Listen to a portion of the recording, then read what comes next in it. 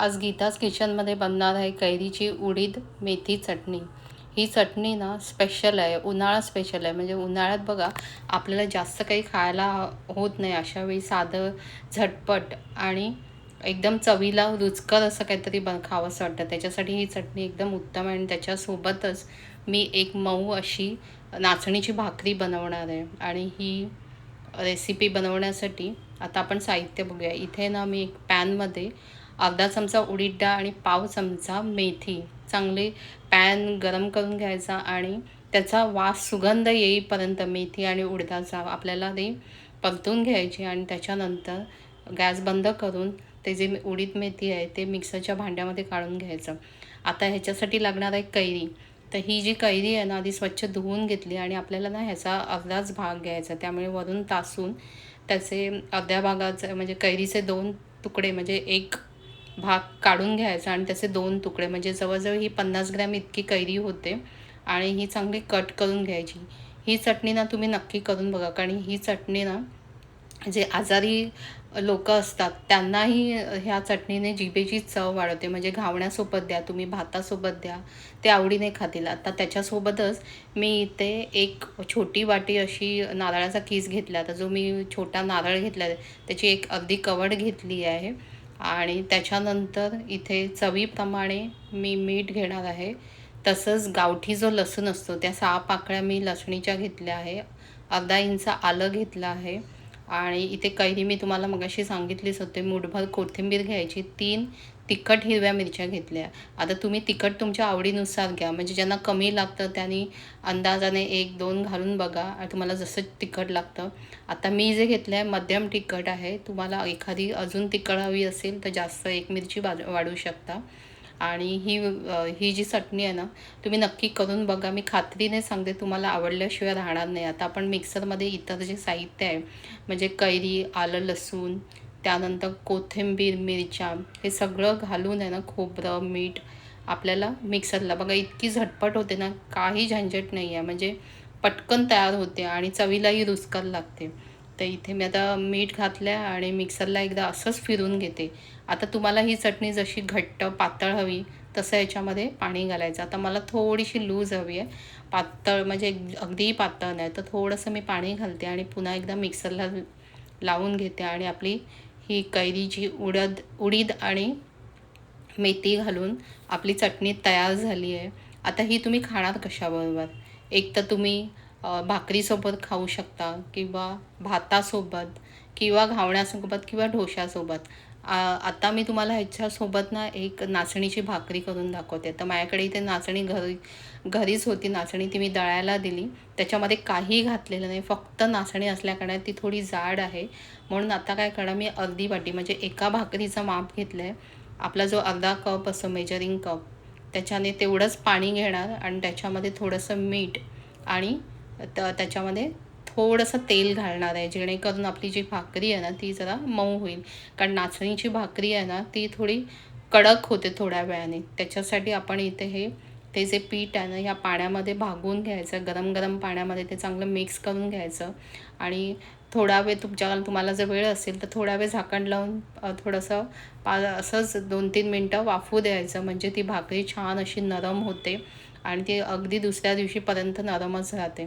तर इथे आता मी हे चांगलं मिक्स करून घेतलं। आता मला करायचं आहे म्हणून मी काय झाकण ठेवलं नाही, एकच भाकरी करायची आहे, तर मी चांगलं त्या गरम पाण्यामध्येच चांगली मिक्स करून घेतली। आणि आता एका ताटामध्ये आपण हे गरम गरम काढून घेऊया। काढल्यानंतर ना एकदम गरम गरम हाताला म्हणजे चटके बसले नाही पाहिजे, याच्यासाठी थोडीशी ती थंड होऊ द्यायची। आणि मी त्याच टोपामध्ये आता पाणी घेतलं आहे, जरा पसरटच असं पाण्याचं भांडं घ्यायचं, म्हणजे आपल्याला ते पीठ मळायला सोपं जातं।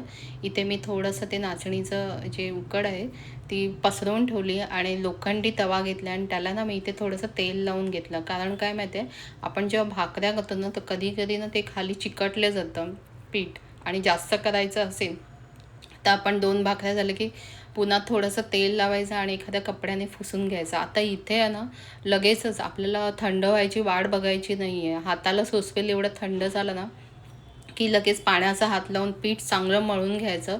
नाहीतर थंड झाल्यावर केलं ना तुम्ही मळायला गेलात ना तर त्याच्या गुठळ्या राहतात आतमध्ये, तर इथे आता बघा पीठ छान मळलं गेलं आहे. तळ हातावर दाबलं तर ते साईडने कुठेही तडे जात नाही, म्हणजे पीठ चांगलं झालेलं आहे. आणि ह्याच्यात तुम्हाला कलरवरनं कळतच असेल कुठलंही पीठ ह्याच्यामध्ये मिक्सिंग नाही आहे. तर मी आता सुरुवातीला ना पिठामध्ये घोळून त्या हाताने अशी थोडीशी मोठी करून घेणं आणि ताटामध्ये थोडंसं पीठ पसरवून घेतलं आहे. जास्तही पीठ ताटात घालायचं नाही आहे, नाहीतर तरीही आपल्याला थापायला म्हणजे सरकत नाही. आणि कमी पण घालायचं नाही, थोडंसं भुरभुरायचं आणि बोटांच्या साहाय्याने ती कडेकडेने थापायची. आणि समजा वाटलं खालून कुठेतरी ती चिकटली जाते तर पुन्हा उचलायचं, पीठ पसरायचं नसेल तर पुन्हा दुसरं पीठ घ्यायचं आणि अशा पद्धतीने कडेकडेने ती थापत जायची आणि तळ हाताने मध्ये सरकवा जायचे. सगळीकडनं आपली ती भाकरी व्यवस्थित एकसारखी झाली पाहिजे. आता ही मी पातळ थापणार आहे, कारण आपण पीठ आहे ना उकड काढून घेतली आहे, त्यामुळे ती पातळ थापली तरी ती नरमच राहणार आहे. जर तुम्ही उकड काढली नसती तर थोडी तुम्हाला जाड थापावी लागली असती. तर आता इथे तवाही चांगला थापला आहे. मी जे जास्तीचं जे तेल आहे ते एका ह्याच्याने कपड्याने पुसून घेते आणि याच्यावर आता तवा चांगला तापला की नाही थोडंसं पाणी शिंपडून बघायचं. भाकरी टाकताना आपले जो तवा आहे ना तो चांगला गरम पाहिजे आणि जी पिठाची बाजू आहे ना भाकरी टाकताना वर आली पाहिजे. आणि त्याच्यावर ना लगेच आपण पाणी लावून घ्यायचं. पाणी जास्तचं पण लावायचं नाही, कारण जास्त पाणी झालं की ते बरोबर मध्ये येतं आणि मग ते साईडने ते सुकायला लागतं आणि मग जेव्हा आपण उलटतो ना तेव्हा ते खालचं मध्ये पाणी असल्याने ती आपली जी भाकरी आहे ना ती चिटकून जाते. आता थोडंसं वाळलं पाणी हे झालं ना 2-3 मिनिटांनी की की जी भाकरी आहे ना तव्यापासून सुटली की लगेच उलटायची नाही. तर काय होतं, तुम्ही जास्त वेळ तशीच ठेवली ना तर ती वरून सफेद सफेद होऊन जाते आणि लगेच पण उलटली ना की ती उलटल्यानंतर वर कच्ची दिसते. तर त्यामुळे थोडा वेळ ठेवायचं आणि पाणी एकदम सुकायला द्यायचं नाही आणि तव्यापासून भाकरी सुटली की ती उलटून घ्यायची. आता भाकरीला ना चारही बाजूने सगळ्या बाजूने आग लागली पाहिजे, एवढी आपली फ्लेम असली पाहिजे.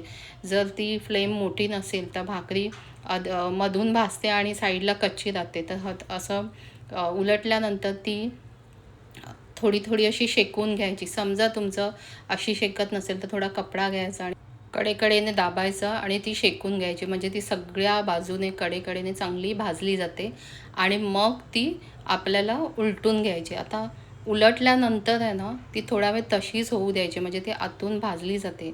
समजा कधी कधी हवा जात असेल तर थोडं चमच्याने असं थोडंसं असं दाबून बघायचं कुठून हवा जाते का, ती फुलते आहे का. एकदम जोरात करायचं नाही, नाहीतर ती फाटूही शकते. आता बघा ही हळूहळू फुलायला लागली, म्हणजे कुठून हवा जात नाही आहे आणि आपली बघा कशी टम्म फुगली आहे भाकरी. आता भाकरी फुगल्यानंतर एखाद्या जाळी असते त्याच्यावर काढून घ्यायची किंवा टोपलीमध्ये काढून, जेणेकरून खालून त्याची वाफ निघून गेली पाहिजे, म्हणजे भाकरी चिकटणार नाही. नाही तर ताटात काढल्यावरती भाकरी चिटकून बसते गरम वाफेमुळे. अशा पद्धतीने आपली बघा अशी मऊ लुसलुशीत अशी भाकरी पण तयार झाली आहे. आणि त्याच्यासोबत ही कैरीची उडीद डाळ आणि मेथी घालून चटणी. तर तुम्ही ही चटणी नक्की करून बघा या उन्हाळ्यामध्ये. ही चटणी करून मला नक्की कमेंट्स करून सांगा तुम्हाला कशी ही चटणी वाटली. बघा भाकरी किती मऊ झाली आहे, हातानेही तोडली जाते. आणि व्हिडिओ आवडला असेल तर व्हिडिओला लाईक, शेअर आणि सबस्क्राईब करायला विसरू नका.